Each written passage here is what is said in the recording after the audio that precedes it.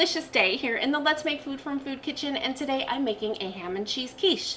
I've already got my pie crust ready to go. You can find a link to that recipe down below in the description.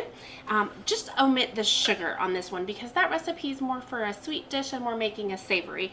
So all you need to do is just leave the sugar out. I've got a fork and I'm just going to poke holes. Don't make fun of my pie crust. I know it's not very pretty. I am not a cake decorator, a fancy pastry maker, and so most of this stuff isn't going to be very pretty, but it will be delicious, and I think that's what really matters. I know my friend Sherilyn, she's like, but delicious food needs to be pretty so it covers all your senses, and she's not wrong, but I just haven't developed that skill. So my oven's preheated to 400 degrees, and I'm just poking the holes in there, and the reason we do that is so it doesn't bubble up and then break when we pour things on top of it, because it creates that bubble and then it hardens and crisps. So we do want it crispy, we don't want it bubbled. So that's done. I'm gonna stick this in the oven 5 to 10 minutes, depending on your oven, the type of dish that you're using. We want it to get about a golden brown. All right, I set my timer for 8 minutes. That way I can keep an eye on it and check it and not get distracted. So a couple of steps I wanna do while that's going. I have two different cheeses here. One is a Swiss, and then this is cheddar, and you can see I was almost to the end of this block, so this one's a little messier. I am going to just take 1 tablespoon of unbleached flour and put it in there.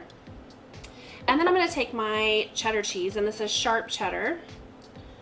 And if you can grate it yourself from a block, please do, because it won't have the anti-caking agents in it. So I'm gonna mix this together. And then once that's mixed together, I'm gonna take that measuring cup that I had and just reserve a half a cup of it. And that's going to be our topping. So I just wanna pour some in there. It doesn't have to be perfect, but something that resembles a half a cup. Setting that aside, the next step that I wanna do, and this goes pretty quick because we're just mixing ingredients at this point. This is 6 eggs, room temperature. And I am just going to get those whisked. There we go. Okay. I have 2 green onions from my garden. They have been rinsed. And I am just going to chop them up. And I want kind of a fine chop if I can get it.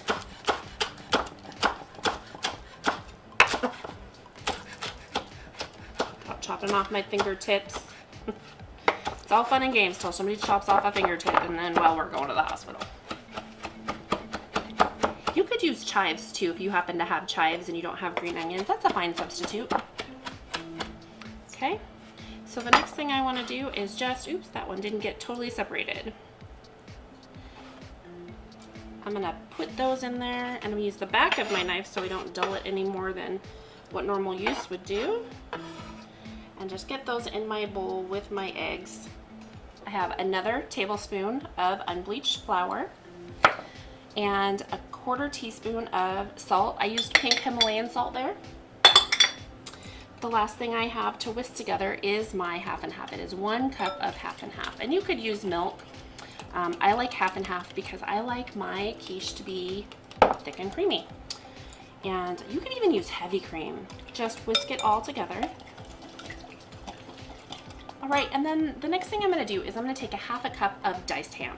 And this is the ham that I cured myself for this show, so I will also put a link for that recipe down below in the description. We're just gonna put it in there, a couple little pieces hanging out, and I'm gonna stir it together. We have 4 minutes left on the timer, so I'm gonna go ahead and clear this stuff out, and then when the pie crust is ready, I'll pull it out and we'll move on to our next steps. Our pie crust is a nice golden brown, so I'm ready to go on to the next step. I have reduced the temperature on my oven to 350 degrees.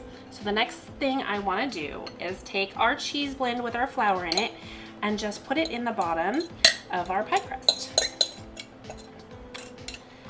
And I'm just going to take the back of my fork and evenly spread it around. I'm not going to push it down. I just want to try and get it a little even on the bottom. Next up, we just take our egg mixture. I'm gonna just give it a quick little stir because it did settle a little bit while we were waiting for the pie crust to bake. And then I'm going to gently just pour it in there. There we go. And once again, I just want to I want to move the ham around so it looks like it's fairly evenly distributed. There we go. Lastly, we're going to top it off with some cheese. So I'm going to sprinkle it rather than dumping it so I have a little more control on where the cheese lands, because I'd like it to be fairly even all the way to the edges. Okay, we can stick it in like this. If you'd like to prevent this portion of your pie crust from burning, you can cover the edges with foil. I am gonna grab some foil because this is already nice and golden brown and I don't want it to burn.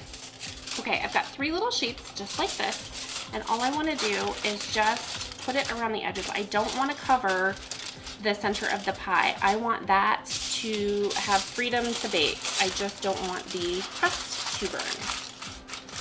And that could burn whether you pre-bake your crust or not. So as you can see, the center is open, so steam can escape and our quiche can bake properly. I'm gonna stick this in the oven. I'm gonna set the timer for 40 minutes. It takes 40 to 55 minutes to bake.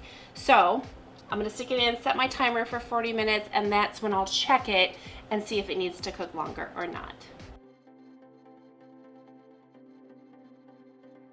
My quiche baked for 40 minutes and it was perfect. I didn't need to do any longer. It is nice and golden on top. I let it cool for 10 minutes, and you should let it cool for at least that long before slicing into it. So here we go. I'm hoping that my crust stays together so I can get out a nice, beautiful piece of quiche. Ooh, it looks like it will. The question is, can I get it out of the pie dish in one piece?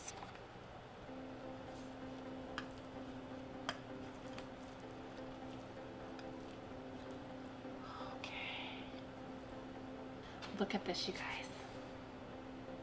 I'd like to show you real quick. Let me get my fork so my finger's not in the way. Right down here is our nice layer of cheese. Then we have our egg and ham, and then a nice golden crust on top. I have a giant bite here.